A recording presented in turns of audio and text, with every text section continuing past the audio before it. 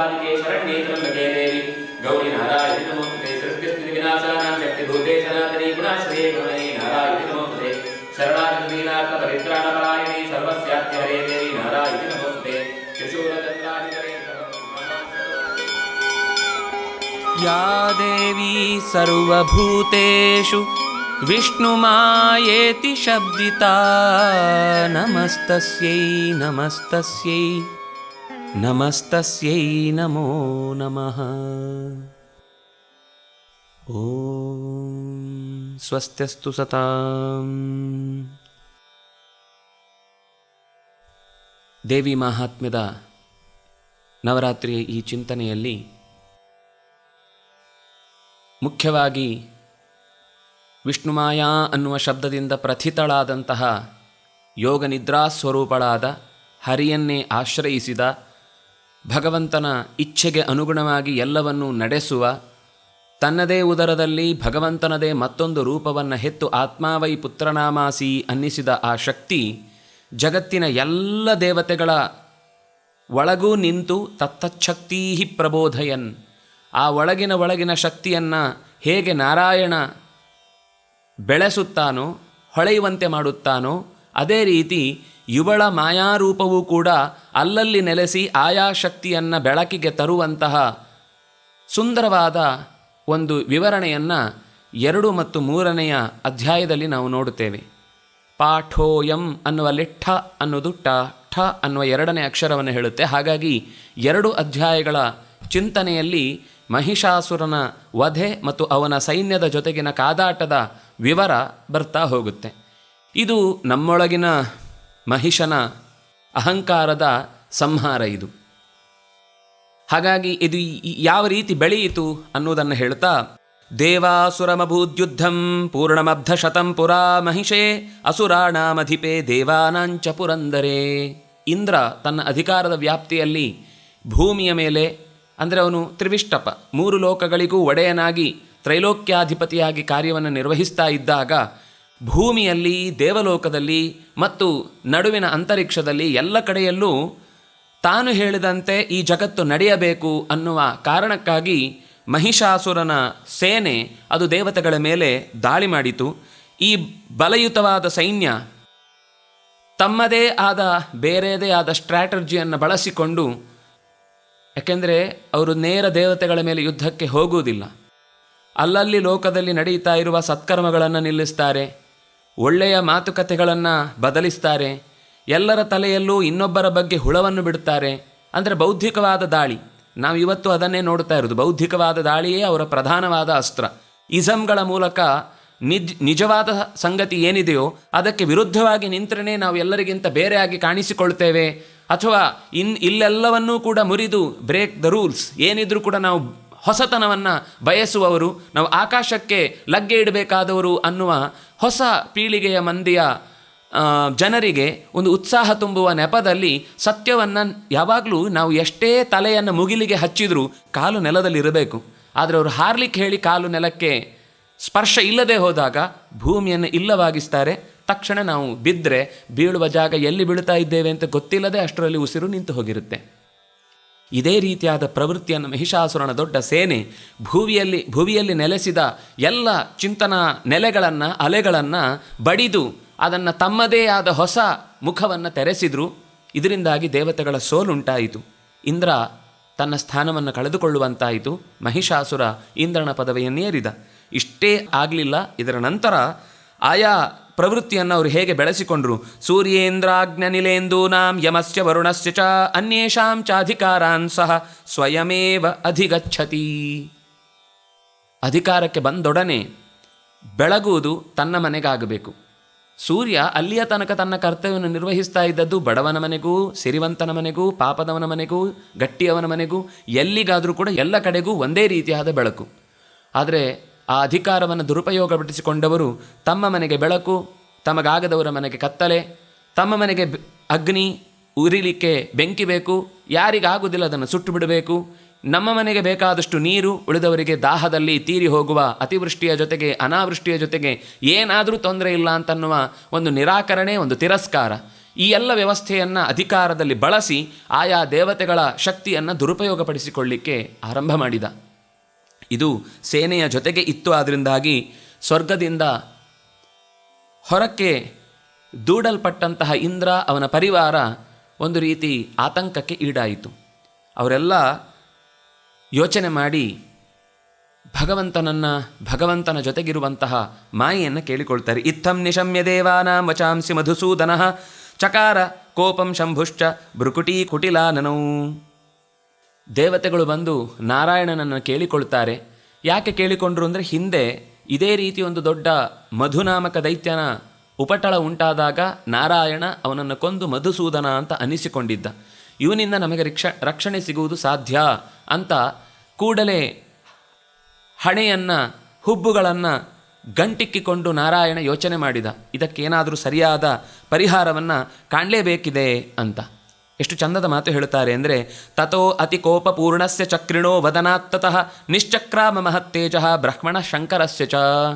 ಕೂಡಲೇ ಈ ಭಗವಂತನಿಗೆ ಸಜ್ಜನರನ್ನು ರಕ್ಷಿಸಬೇಕು ಅನ್ನುವ ಕಾಳಜಿಯೇ ಅದು ಕೋಪ ಅಂತ ಅನ್ನೋದು ಅವನಿಗೆ ಗೊತ್ತಿದ್ದು ಬಂದರೆ ಅದು ಹಿಡಿತದಲ್ಲಿರುತ್ತದೆ. ನಮಗೆ ಬರುವ ಕೋಪ ಯಾಕೆ ಬಂತು, ಏನು ಮಾಡಿತು ಅಂತ ಎಲ್ಲ ಆದಮೇಲೆ ಗೊತ್ತಾಗುತ್ತೆ. ಆದರೆ ಭಗವಂತನಿಗೆ ತತಃ ಕೋಪ ವದನಾತ್ ತಸ್ಯ, ಆ ಕೂಡಲೇ ಅವನ ಕೋಪ ಬಾಯಿಯಿಂದ ಹೊರಕ್ಕೆ ಬಂತು. ಹೊರಕ್ಕೆ ಬಂದದ್ದು ಅಂದರೆ ನಮ್ಮ ಹಾಗೆ ಬೈಗುಳದ ಶಬ್ದವಾಗಿ ಅಲ್ಲ, ಒಂದು ಶಕ್ತಿ ರೂಪವಾಗಿ ಬಂತು. ಆ ಶಕ್ತಿಯೇ ತನ್ನದೇ ಆದ ಮಾಯಾ ರೂಪ, ತನ್ನದೇ ಆದ ಇಚ್ಛಾಶಕ್ತಿ ಲಕ್ಷ್ಮಿಯ ರೂಪದಲ್ಲಿ ಹೊರಕ್ಕೆ ಬಂತು.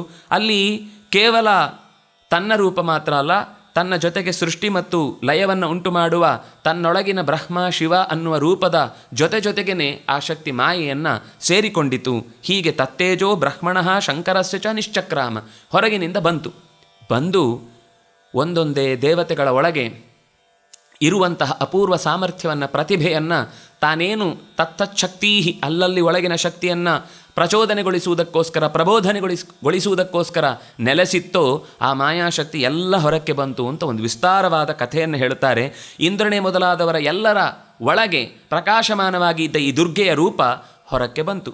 ಅದನ್ನು ತೋರುವಾಗ ನಮಗೆ ಹೇಗೆ ಕಾಣಿಸುತ್ತೆ ಅಂದರೆ, ಆ ಕಥೆಯಲ್ಲಿ ಹೇಳುವಾಗ ಒಬ್ಬೊಬ್ಬರು ತಮ್ಮ ತಮ್ಮ ಕೈಯಲ್ಲಿದ್ದ ಆಯುಧಗಳನ್ನು, ಅವರವರಲ್ಲಿದ್ದ ಅಪೂರ್ವವಾದ ಶಕ್ತಿಯನ್ನು ದೇವಿಯಲ್ಲಿ ಕಾಣುವಂತೆ, ಅಂದರೆ ಇದು ನಮ್ಮ ಶಕ್ತಿ ನಿನ್ನಿಂದಲೇ ಬಂದದ್ದು ಅಂತ ಗೊತ್ತಾಗಿದ್ದನ್ನೇ ಇಂದ್ರ ವಜ್ರವನ್ನು ಕೊಟ್ಟ, ಶೂಲವನ್ನು ಕೊಟ್ಟ, ಚಕ್ರವನ್ನು ಕೊಟ್ಟ, ಹೀಗೆ ಅನೇಕ ಆಯುಧಗಳು ಕೊಟ್ಟರು ಅನ್ನುವ ಮಾತಿನ ಹಿನ್ನೆಲೆ ಇರುವಂಥದ್ದು ಈ ಶಕ್ತಿ ಒಳಗಿನಿಂದ ನಮ್ಮೊಳಗೆ ತುಂಬಿದ್ದು ಇವಳ ಬಲದಿಂದಲೇನೆ ಅನ್ನುವ ಎಚ್ಚರಿಕೆಯನ್ನು ಅವರೆಲ್ಲ ಪಡೆದರು. ಹೀಗೆ ಸಮಸ್ತ ದೇವತೆಗಳ ಮೈಯೊಳಗಿಂದ ಬಂದಂತಹ ಪ್ರಕಾಶ ರೂಪ ಅದು ಒಂದು ಸುಂದರವಾದ ಸ್ತ್ರೀ, ಹೆಣ್ಣಿನ ರೂಪವಾಗಿ ಕಾಣಿಸಿಕೊಂಡಿತು. 3 ಲೋಕಗಳನ್ನು ಬೆಳೆಸಿಕೊಂಡಿತು.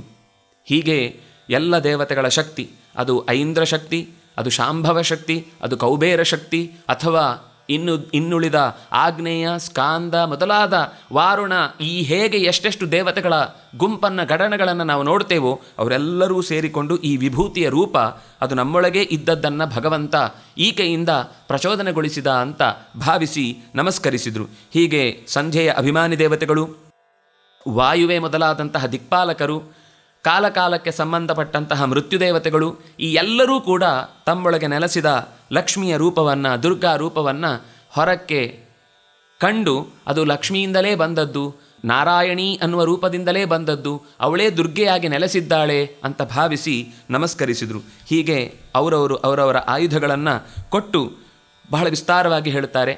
ಅವಳ ತೋಳ್ಬಂದಿ ಏನಾಯಿತು, ಕಿವಿಯಲ್ಲಿ ಚೆನ್ನಾಗಿ ಜೋತಾಡ್ತಾ ಇದ್ದ ಕುಂಡಲಗಳೇನಾದವು, ಕಣ್ಣಿಗೆ ಹಾಕಿದ್ದ ಆ ಮೇಲಿನ ಹುಬ್ಬನ್ನು ತೀಡುವ ಅಥವಾ ಕಣ್ಣಿಗೆ ಕಡೆಗಣ್ಣಿಗೆ ಕಾಡಿಗೆಯಾಗಿ ತಾಗಿದ್ದು ಏನಾಗಿತ್ತು, ತಲೆಗೆ ಹಾಕಿದಂತಹ ಶಿರೋಭೂಷಣ ಏನಾಗಿತ್ತು, ಈ ಪ್ರತಿಯೊಂದು ಕೂಡ ಒಬ್ಬೊಬ್ಬರು ದೇವತೆಗಳು ತಮ್ಮದೇ ಇದು ಕೊಡುಗೆ, ನಾವೇ ನಿನಗೆ ಕೃತಜ್ಞತೆಯಿಂದ ಸಮರ್ಪಿಸ್ತಾ ಇರುವುದು, ತೆಗೆದುಕೋ ಇದನ್ನಿಟ್ಟುಕೊಂಡು ನೀನು ಉಪಯೋಗಿಸುವಂತನ್ನುವ ದಾರ್ಷ್ಟ್ಯ ಯಾವ ದೇವತೆಗಳಿಗೂ ಇರಲಿಲ್ಲ.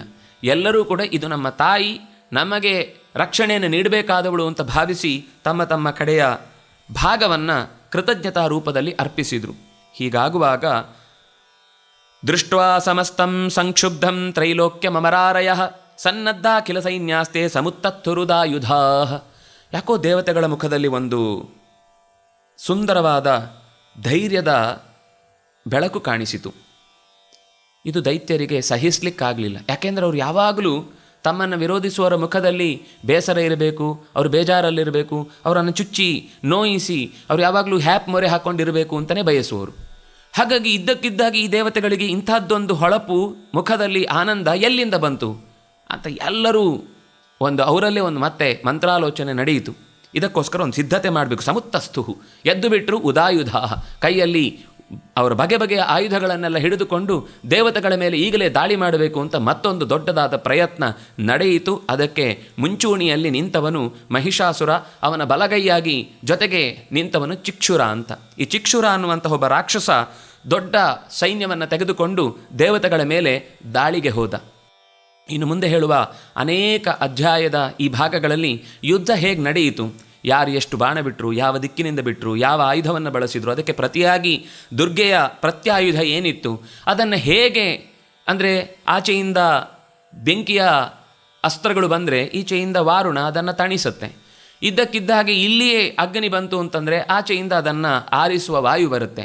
ಹೀಗೆ ಒಂದಕ್ಕಿಂತ ಒಂದು ಅಪೂರ್ವವಾದ ಅಸ್ತ್ರಗಳ ಪ್ರಯೋಗವನ್ನು ಮಾಯಾಶಕ್ತಿಯಾದಂತಹ ದುರ್ಗಾದೇವಿ ಹೇಗೆ ಅದನ್ನು ಮೆಟ್ಟಿ ನಿಂತಳು ಅನ್ನುವ ವಿವರವನ್ನು ಕೊಡ್ತಾ, ಪಂಚಾಶದ್ಭಿಷ್ಟನಿಯುತೈ ಅಸಿಲೋಮಾ ಮಹಾಸುರಃ ಅಯುತಾನಾಂ ಶತೈ ಷಡ್ಭಿ ಭಾಷ್ಕಲೋ ಯುಯುಧೇರಣೆ. ಅಸಿಲೋಮ ಅಂತ ಒಬ್ಬ ರಕ್ಕಸ, ಭಾಷ್ಕಲ ಅಂತ ಇನ್ನೊಬ್ಬ ರಕ್ಕಸ. ಹೀಗೆ ಇವರಿಬ್ಬರು ತಮ್ಮ ದೊಡ್ಡ ದೊಡ್ಡ 5 ಕೋಟಿ ಸಂಖ್ಯೆ, 10 ಕೋಟಿ ಸಂಖ್ಯೆ, 100 ಕೋಟಿ ಸಂಖ್ಯೆ, ಯಾರೂ ಕೂಡ ಒಂದೆರಡು ಪುಟ್ಟದಾದ ಏನು ಯುದ್ಧ ಯಾವ ಕಡೆ ಆಗ್ತಾ ಇದೆ, ಅವರು ಜೈ ಹೇಳಿದರೆ ನಾವು ಜೈ ಹೇಳಬೇಕು ಅನ್ನುವ ದಡ್ಡ ವಾಹನಗಳಲ್ಲಿ ಕರೆತಂದಂತಹ ಸೈನ್ಯ ಆಗಿರಲಿಲ್ಲ. ಎಲ್ಲರೂ ಕೂಡ ದೇವತೆಗಳ ವಿರುದ್ಧ ಹೋರಾಡಬೇಕು ಅಂತ ಪೂರ್ಣವಾದ ತೊಡಗಿಸಿಕೊಳ್ಳುವಿಕೆಯಿಂದಲೇ ಬಂದವರು. ಇಂತಹ ಸೈನ್ಯವನ್ನು ಎದುರಿಸುವುದು ಸುಲಭ ಸಾಧ್ಯವಾದ ಸಂಗತಿ ಅಲ್ಲ.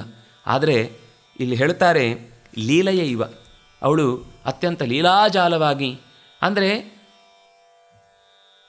ಕೋಪಕ್ಕೊಳಗಾಗುವುದು ಬೇರೆ, ರಕ್ಷಣೆಗೋಸ್ಕರ ಕೋಪ ಮಾಡಿಕೊಳ್ಳುವುದು ಬೇರೆ. ಇಲ್ಲಿ ತನ್ನ ಮಕ್ಕಳೆಲ್ಲರೂ ಕೂಡ ಕರ್ತವ್ಯವನ್ನು ನಿರ್ವಹಿಸುವಾಗ ಅವರಿಗೆ ತೊಡಕುಂಟು ಮಾಡ್ತಾ ಇದ್ದಂತಹ ಈ ರಕ್ಕಸರನ್ನು ಉಳಿಗಾಲದಲ್ಲಿ ಯಾವತ್ತೂ ನೆಲೆಸುವಂತೆ ಮಾಡಬಾರದು ಅಂತ ಭಾವಿಸಿದ ತಾಯಿಯಾಗಿ ಆ ಎಲ್ಲ ದುಷ್ಟರನ್ನು ನಿಗ್ರಹ ಮಾಡ್ತಾ ಬರ್ತಾಳೆ. ಸಾಪಿ ದೇವಿ ತತಸ್ಥಾನಿ ಶಸ್ತ್ರಾಣ್ಯಸ್ತ್ರಾಣಿ ಚಂಡಿಕಾ ಲೀಲೈವ ಪ್ರಚಿಚ್ಛೇದ ನಿಜಶಸ್ತ್ರಾಸ್ತ್ರವರ್ಷಿಣಿ. ತನ್ನ ಕೈಯಲ್ಲಿದ್ದ 100 ತೋಳುಗಳು, ಒಂದೆರಡು ತೋಳಲ್ಲ, ಒಂದು ಕೈಯಲ್ಲಿ ಬಾಣ, ಒಂದು ಕೈಯಲ್ಲಿ ಬಿಲ್ಲು, ಒಂದು ಕೈಯಲ್ಲಿ ಖಡ್ಗ, ಒಂದು ಕೈಯಲ್ಲಿ ಚರ್ಮ, ಅದು ಶತಚಂದ್ರ ಅಂತ ಅಡ್ಡ ಹಿಡಿಯುವಂತಹ 10 ಚಂದ್ರಮರಂತೆ ಅದರಲ್ಲಿ ಆಕರ್ಷಕವಾದಂತಹ ತಡೆಗೋಡೆಯಂತೆ ನಿಲ್ಲುವಂತಹ ಸುಂದರವಾದ ಒಂದು ಆಯುಧ. ಅದರಲ್ಲಿ 100 ಥರ ಹೇಳ್ತಾರೆ, ಪಟ್ಟಿಸ, ಭುಷುಂಡಿ. ನಮಗೆ ಇದನ್ನು ಇವತ್ತು ಹೇಳುವಾಗ ಹೇಗೆ ಅಂತ ಪರಿಚಯಿಸೋದು ಕಷ್ಟ, ಯಾಕೆಂದರೆ ನಾವು ನೋಡೇ ಇಲ್ಲ. ಆದರೆ ಅಂತಹ ಎಲ್ಲ ಆಯುಧಗಳ ಬಗ್ಗೆ ಪ್ರಾಚೀನ ಗ್ರಂಥಗಳು ಅದು ಹೇಗಿತ್ತು, ಯಾವ ರೀತಿ ಅದರ ಆಕೃತಿ ಇರುತ್ತೆ. ಬಾಣಗಳಲ್ಲಿ 100 ಥರ, ಒಂದು ಬೆರಳಿನಷ್ಟೇ ಉದ್ದದ ನಾರಾಚ ಅಂತಾರೆ. ಅಂದರೆ ಅದನ್ನು ಬಿಡುವಾಗ ಅದು ಹೋಗಿ ಪ್ರಾಣ ತೆಗೆಯುವುದಿಲ್ಲ, ಕೇವಲ ಅವರನ್ನು ಅಲ್ಲಿಂದ ಓಡುವಂತೆ ಮಾಡುತ್ತೆ, ಅಥವಾ ಪ್ರಜ್ಞೆ ತಪ್ಪುವಂತೆ ಮಾಡುತ್ತೆ, ಅಥವಾ ಕೇವಲ ಕಿವಿ ಮಾತ್ರ ಕತ್ತರಿಸುತ್ತೆ, ಅಥವಾ ತಲೆ ಕಿರೀಟ ಹಾರಿ ಹೋಗುತ್ತೆ, ಅಥವಾ ಅವರ ಆನೆಯೋ ಕುದುರೆಯೋ ಏನಾದರೂ ಇದ್ದರೆ ಅದಕ್ಕೆ ಚುಚ್ಚಿ ಅದು ಒಂದು ಸರ್ತಿ ನೆಗೆದು ನಿಂತಾಗ ಆಮೇಲೆ ಇವರು ಹಿಂದಕ್ಕೆ ಸರಿಯಷ್ಟರಲ್ಲಿ ಇನ್ನೊಂದು ಬಾಣ ಬಿಟ್ಟು ಅವರ ತಲೆಯನ್ನು ತೆಗಿತಾರೆ. ಹೀಗೆ 100 ಥರದ ಅಸ್ತ್ರಗಳ ಬಳಕೆಯನ್ನು ಲೀಲಯ, ಒಂದು ಚೂರೂ ಕೂಡ ಸಿಟ್ಟಿನ ಮೋರೆ ಇತ್ತು ಬಿಟ್ಟರೆ ಮನಸ್ಸು ತುಂಬ ಸಮಾಧಾನವಾಗಿತ್ತು. ಇದು ನಮಗೂ ಒಂದು ಪಾಠ. ಯಾವಾಗ ನಾವು ನಮ್ಮ ಸುತ್ತ ಇರುವ ಅನೇಕ ಥರದ ಒತ್ತಡಗಳ ನಡುವೆಯೂ ಕೂಡ ಕೆಲವೊಬ್ಬರು ಹೇಗಿರ್ತಾರೆ ಅಂದರೆ ಹೊರಗಡೆ ತುಂಬ ಶಾಂತವಾಗಿ ಕಾಣಿಸ್ತಿರ್ತಾರೆ, ಒಳಗೆ ಭುಗಿಲೆದ್ದಿರ್ತಾರೆ. ಹಾಗಿದ್ರೂ ಉಪಯೋಗ ಇಲ್ಲ. ನೋಡುವಾಗ ಅಪ್ಪ ಎಲ್ಲರ ಹತ್ರನೂ ಏನು ಚೆನ್ನಾಗಿ ಮಾತಾಡ್ತಿದ್ದಾರೆ ಅಂತ ಅನ್ನಿಸ್ತಾ ಇರುತ್ತೆ. ಇವಳು ಹಾಗಲ್ಲ, ಹೊರಗಿನಿಂದ ಅವರಿಗೆ ಬೆದರಿಕೆಯನ್ನು ಹುಟ್ಟಿಸುವುದಕ್ಕೋಸ್ಕರ ತನ್ನ ಕೋಪಾಗ್ರ ರೂಪವನ್ನು ತೋರ್ತಿದ್ದಾಳೆ. ಆದರೆ ಒಳಗಿನಿಂದ ಅತ್ಯಂತ ಸಮಾಧಾನವಾಗಿ ಮಾಡಬೇಕಾದ ಕೆಲಸ ಇದು, ಭಗವಂತ ಕೊಟ್ಟ ಕರ್ತವ್ಯ ಇದು ಅಂತ ಲೀಲಾಜಾಲವಾಗಿ ಲೀಲೆಯೈವ ಪ್ರಚಿಚ್ಛೇದ, ಚೂರೂ ಕೂಡ ಅಲ್ಲಿ ಕಾರುಣ್ಯ, ಅವರೇನೋ ಹೀಗೆ ಮಾಡ್ತಾ ಇದ್ದಾರೆ ಅಂತ ರಾಕ್ಷಸರ ಮುಂದೆ ಏನನ್ನೂ ತೋರಿಸಲಿಲ್ಲ. ಎಲ್ಲವನ್ನು ಕೂಡ ಅವರಿಗೆ ಶಿಕ್ಷೆ ಅನ್ನುವ ರೂಪದಲ್ಲಿ ಕೊಡ್ತಾ ಇದ್ದಾಳೆ. ಆದರೆ ದ್ವೇಷ ಅಸೂಯೆ ಏನಿರಲಿಲ್ಲ. ಮಾಡಬೇಕಾದ ಕೆಲಸ ಇದು, ದುಷ್ಟರ ಸಂಹಾರ ಅನ್ನೋದು ಕರ್ತವ್ಯ. ಕೇಚಿದ್ವಿಧಾ ಕೃತಾಸ್ತೀಕ್ಷ್ಣೈ ಖಡ್ಗಪಾತೈರತಾಪರೆ ವಿಪೋಥಿತಾ ನಿಪಾತೇನ ಗದಯಾ ಭುವಿಷೇರತೆ. ಮಾತುಗಳೇ ಕೇಳಲಿಕ್ಕೆ ಮೈ ರೋಮಾಂಚ ಆಗುತ್ತೆ. ಅದು ಶಬ್ದಗಳೇ ಆಗಿದೆ. ವ್ಯಾಸರ ಕೃತಿ ಅಂತಂದಮೇಲೆ ಅದರಲ್ಲಿ ನಾವು ಮತ್ತೆ ಪ್ರಶ್ನೆ ಮಾಡಿ ಇದರಲ್ಲಿ ಇಂಥ ಅಲಂಕಾರ, ಇಂಥ ಛಂದಸ್ಸು ಇಂಥ ರೀತಿಯಾದ ಪದಗಳನ್ನು ಬಳಸಿದ್ರಿಂದಾಗಿ ಇದು ಚಂದ ಇದೆ, ನಮ್ಮ ಸಮಾಧಾನಕ್ಕೆ ಹೇಳ್ಬೋದಷ್ಟೇ ಬಿಟ್ಟರೆ ನಾವು ವಿಮರ್ಶೆ ಮಾಡಿ ಅದು ಚಂದ ಇದೆ ಅಂತ ಒಂದು ಪ್ರಶಸ್ತಿ ಕೊಟ್ಟು ವೇದವ್ಯಾಸರನ್ನ ಮೇಲೆ ಕೂಡಿಸಬೇಕಾದ ಅಗತ್ಯ ಇಲ್ಲ. ಆದರೆ ಓದೋದ್ರಿಂದ ಒಂದು ಪುಣ್ಯ ಇದೆ, ಓದೋದ್ರಿಂದ ಒಂದು ಮನೆಯಲ್ಲಿ ಪ್ರಭಾವಲಯ ಅನ್ನೋದು ನಿರ್ಮಾಣ ಆಗುತ್ತೆ. ಅದಕ್ಕೋಸ್ಕರ ನಾವು ನಿತ್ಯ ಎಷ್ಟು ಸಾಧ್ಯವೋ ಅಷ್ಟು ಇಂತಹ ಅನೇಕ ಪುರಾಣದ ಮಾತುಗಳನ್ನು ಕಿವಿಗೆ ಬೀಳಿಸಿಕೊಳ್ತಾ ಇದ್ದರೆ ನಮ್ಮೊಳಗೆ ನೆಲೆಸಿದ ಈ ಮಹಿಷಾಸುರನ ಸೇನೆ ಸಮೇತ ಅದು ತನ್ನಿಂದ ತಾನೇ ಶಬ್ದದ ಶಕ್ತಿಗೇ ಓಡಿ ಹೋಗುವಂತಿದೆ. ಇಲ್ಲಿ ಹೇಳ್ತಾರೆ, ಅವಳು ಜೋರಾಗಿ ಕಿರುಚಿದ್ಲಂತೆ. ಆ ಕಿರುಚಿದ ತಕ್ಷಣವೇ ರಕ್ಕಸರ ಕಿವಿಯೊಳಗೆ ಹೊಕ್ಕ ಸದ್ದಿನ ಗುದ್ದು ಅವರನ್ನು ಕಣ್ಣು ಹೊರಕ್ಕೆ ಬರುವಂತೆ ಮಾಡಿತು, ನಾಲಿಗೆ ಬಿದ್ದು ಹೋಗುವಂತೆ ಮಾಡಿತು, ಎದೆ ಒಡೆದು ಹೋಯಿತು, ಕೈಕಾಲಿನಲ್ಲಿ ಬಲವೇ ನಿಲ್ಲಿಲ್ಲ, ನಾಡಿಗಳೆಲ್ಲ ನಿರ್ಜರ್ಜರಿತಗೊಂಡು ಒಂದೇ ಕ್ಷಣಕ್ಕೇ ಈ ಬಾಳೆಯ ಮರವನ್ನು ಕತ್ತರಿಸಿದಾಗ ಹೇಗೆ ಅನಾಮತ್ತಾಗಿ ಬಿದ್ದು ಹೋಗುತ್ತಾ ಹಾಗೆ ಬಿದ್ದು ಹೋಯಿತು ಅಂತ. ಅಂದರೆ ಇದು ಆ ದುರ್ಗೆಯ ಯುದ್ಧದ ಸದ್ದುಗಳೇ ನಮ್ಮೊಳಗೆ ಮಾಡಬೇಕಾದಂತಹ ಶಕ್ತಿಯ ಗುದ್ದು ಅದು. ಅಂತಹ ಒಂದು ಸುಂದರವಾದ ಮಾತುಗಳಿಗೆ ಆ ರಾಕ್ಷಸರ ಆಟೋಪಗಳು ಹೇಗೆ ಸದ್ದಡಗಿತು ಅನ್ನೋದನ್ನು ನಾವು ಕೇಳಿಸಿಕೊಳ್ತಾ ಹೋಗಬೇಕು. ಕೇಶಾಂಚಿತ್ ಬಾಹವಚ್ಛಿನ್ನಾ ಛಿನ್ನಗ್ರೀವಾಸ್ತಥಾ ಪರೇ ಶಿರಾಂಸಿ ಪೇತುರನ್ಯೇಷಾಂ ಅನ್ಯೇ ಮಧ್ಯೆ ವಿದಾರಿತಾ. ಇಷ್ಟೆಲ್ಲ ಜನಗಳು ಬರ್ತಾ ಇದ್ದದ್ದು ಕೇವಲ ಅವಳೊಬ್ಬಳೇ ನಿಂತು 4 ದಿಕ್ಕುಗಳಿಗೂ ತನ್ನ 4 ದಿಕ್ಕಿನ ಕೈಗಳನ್ನು ಉಪಯೋಗಿಸಿಕೊಂಡು ಹೋರಾಡ್ತಾನೇ ಇದ್ದಾಳೆ. ಮೇಲೆ ಕೂತಿದ್ದಾಳೆ, ಸಿಂಹ ಗರ್ಜಿಸಿ ತನ್ನ ಕೈಯಿಂದ, ತನ್ನ ಬಾಯಿಯಿಂದ, ತನ್ನ ಹಿಂಗಾಲಿನ, ತನ್ನ ಬಾಲದಿಂದ ತನ್ನ ತಲೆಯನ್ನು ಜೋರಾಗಿ ಅಲ್ಲಾಡಿಸುವುದರಿಂದನೂ ರಕ್ಕಸರ ಪಡೆಯನ್ನು ಪೂರ್ತಿಯಾಗಿ ನಾಶ ಮಾಡ್ತಾ ಮುಂದಕ್ಕೆ ಸಾಗ್ತಾ ಇದೆ. ಹೀಗೆ ಸಾಗ್ತಾ ಇರುವಂತಹ ಸೇನೆಯ ಬಗ್ಗೆ ಹೇಳ್ತಾ ಕೆಲವರ ತಲೆ ಕಡಿದು ಹೋಗಿದೆ, ಕೆಲವರ ಕೈ ಇಲ್ಲ, ಕೆಲವರು ತಲೆ ಕಡಿದು ಹೋಗಿ ಕೈಯಲ್ಲಿ ಏನು ಆಯುಧ ಇದೆ ಅದನ್ನೇ ಹಿಡ್ಕೊಂಡು ಸುತ್ತಿಸ್ತಾ ಇದೆ. ಅದು ಏನು ಮಾಡ್ತಾ ಇದೆ ಅಂತ ಅದಕ್ಕೆ ಗೊತ್ತಿಲ್ಲ. ಆದರೆ ಯುದ್ಧ ಮಾಡಬೇಕು ಅಂತ ಹೇಳಿಬಿಟ್ಟಿದ್ದಾರೆ ನಮ್ಮ ಯಜಮಾನ, ಪ್ರಾಣ ಹೋಗುವ ತನಕ ಮಾಡಬೇಕು ಅಂತ ತುಂಬ ಸಿನ್ಸಿಯರ್ ಆಗಿ ತನ್ನ ಕೆಲಸ ಮಾಡ್ತಾ ಇದೆ. ಅದಾದಮೇಲೆ ತಲೆ ಹಾರಿ ಹೋದ ಮೇಲೆ ಸಿಂಹ ಅದನ್ನು ಬಡಿದು ಅಲ್ಲೇ ಮುಕ್ಕಿಸಿ ತನಗೊಂದು ಆಹಾರ ಅಂತ ಭಾವಿಸಿ ಬಾಯಿಯೊಳಗೆ ಹಾಕಿಕೊಳ್ತಾ ಇದೆ. ಹೀಗೆ ತಲೆ, ಕೈ, ಕಾಲು ಯಾವುದು ಕೂಡ ಯಾವ ದಿಕ್ಕಿನಲ್ಲಿ ಹೇಗೆ ಯುದ್ಧ ಆಗ್ತಾ ಇದೆ ಅಂತನ್ನುವ ರೀತಿ ನೀತಿಗಳು ಗೊತ್ತಾಗ್ತಾ ಇಲ್ಲ. ಯಾಕೆಂದರೆ ರಕ್ಕಸರು ನುಗ್ಗಿ ಬರ್ತಾ ಇದ್ದ ಶೈಲಿಯೇ ಹಾಗಿತ್ತು. ಅದಕ್ಕಾಗಿ ಬೀಸಿದ ತನ್ನ ಕೈಯಲ್ಲಿದ್ದ ಆಯುಧಗಳ ಎಲ್ಲವನ್ನು ಕೂಡ, ಅದು ಈಟಿ ಇರಬಹುದು, ಕತ್ತಿ ಇರಬಹುದು, ಬಾಣ ಇರಬಹುದು, ಗದೆ ಇರಬಹುದು, ಎಲ್ಲವನ್ನು ಬೀಸಿದಾಗ ಅದು ಎಲ್ಲಿಗೆ ಹೇಗೆ ಏಟು ಬಿತ್ತೋ ಹಾಗೆ ಜರ್ಜರಿತವಾಗಿ ಬೀಳ್ತಾ ಇದೆ. ದೇವ್ಯಾ ಗಣೈಶ್ಚ ತೈಸ್ತತ್ರ ಕೃತಂ ಯುದ್ಧಂ ಸುರಾಸುರೈಃ ಯಥೈಷಾಂ ತುತುಷುರ್ದೇವಾ ಪುಷ್ಪವೃಷ್ಟಿಮುಚೋ ದಿವಿ. ದೇವತೆಗಳಿಗೆ ಇಂಥ ದೊಡ್ಡ ಸೈನ್ಯವನ್ನು ಕಂಡೇ ಯೋಚನೆ ಹತ್ತಿಕೊಂಡಿದ್ದು ಇದೇನಾಗುತ್ತೆ ಅಂತ. ಆದರೆ ಕ್ಷಣದಲ್ಲಿ ಆ ದೊಡ್ಡ ಸೈನ್ಯ, ಅಂಬಿಕೆಯ ಸೈನ್ಯದ ಮುಂದಿನ ಹೋರಾಟ, ಈಗ ದೊಡ್ಡ ಜ್ವಾಲೆ ಎದ್ದಿರುತ್ತೆ. 10 ಗಾಳಿಗೆ ಬಂದಂತಹ ಹಾತೆಗಳು ಈ ಬೆಂಕಿಯನ್ನು ಆರಿಸಿಬಿಡ್ತೇವೆ ಅಂತ ಅದರೊಳಗೆ ಬಿದ್ದರೆ ಹೇಗಿರುತ್ತೆ, ಹಾಗಾಯಿತು ಅಂತ ಹೇಳ್ತಾ ಇದ್ದಾರೆ. ವನ್ನಿಹಿ ತೃಣದಾರು ಮಹಾಚಯಂ.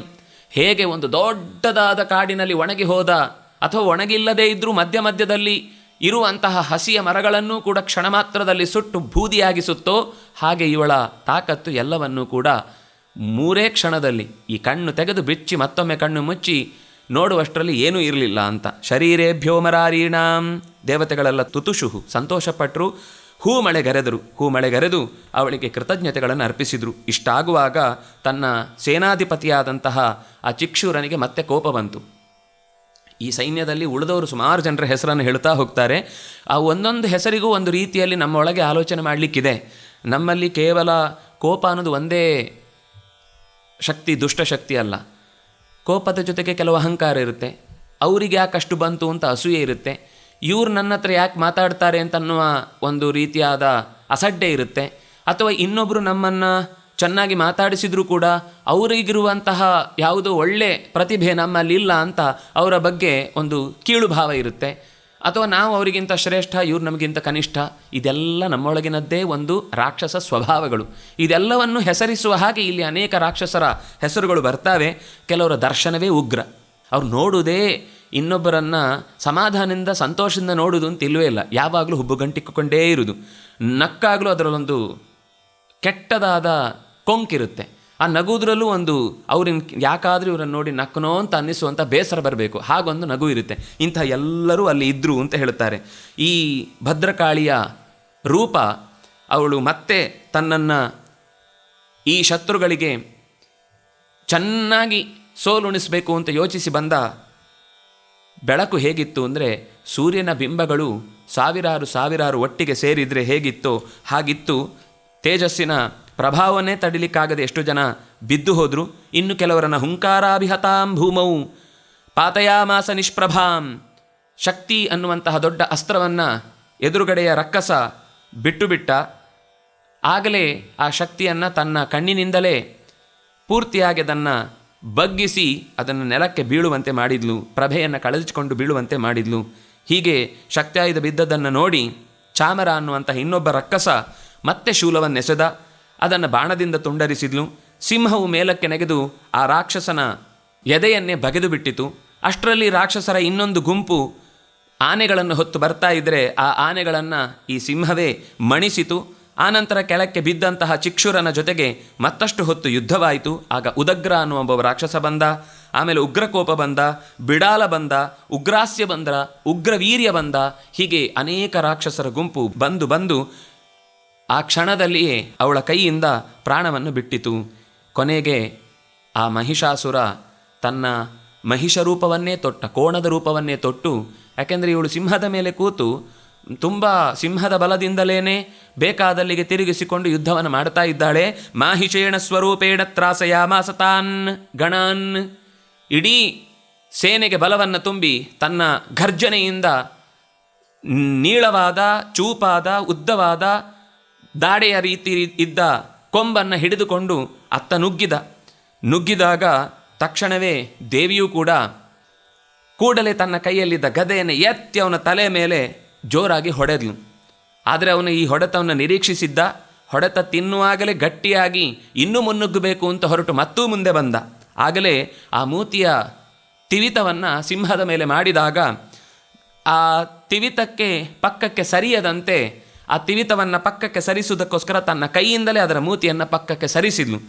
ವೇಗೇನ ಕಾಂಶ್ಚಿತ ಪರಾನ್ ಅನ್ನಾದೇನ ಭ್ರಮಣೇನ ಚ ನಿಶ್ವಾಸ ಪವನೇನಾನ್ಯಾನ್ ಪಾತಯಾಮಾಸ ಭೂತಲೆ.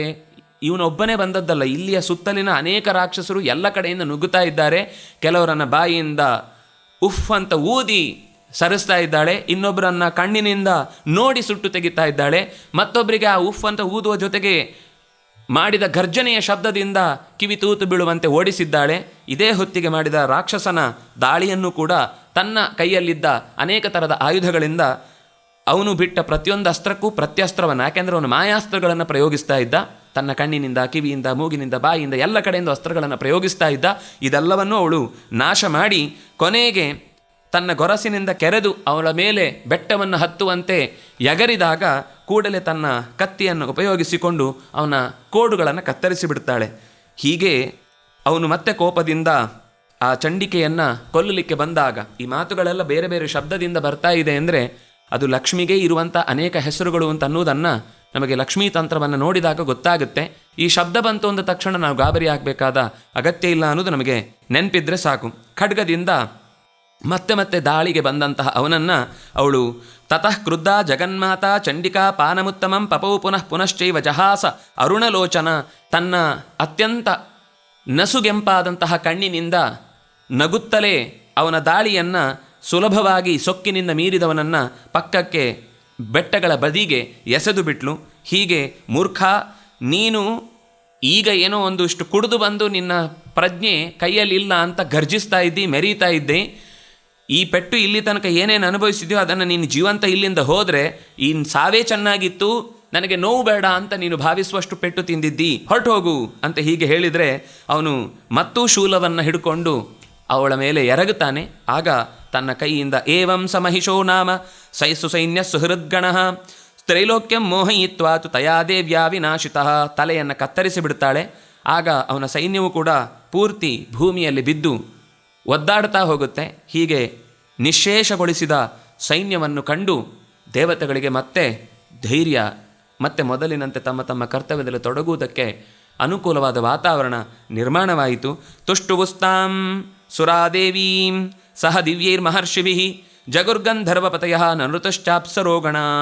ದೈತ್ಯ ಸೈನ್ಯ ಪೂರ್ತಿ ನಾಶವಾದ ಬಳಿಕ ದೇವತೆಗಳೆಲ್ಲ ಸೇರಿಕೊಂಡು ಅನೇಕ ಗಂಧರ್ವರು ಹಾಡಿದರು, ನೃತ್ಯಗೈದರು, ವಾದ್ಯಗಳನ್ನು ಬಾರಿಸಿದರು, ಅವಳ ಬಗ್ಗೆ ಸಂತೋಷದಿಂದ ಪ್ರಾರ್ಥನೆ ಮಾಡಿದರು. ತುಂಬ ಚಂದದ ಪ್ರಾರ್ಥನೆಯನ್ನು ಮುಂದೆ ದೇವತೆಗಳು ಮಾಡ್ತಾರೆ.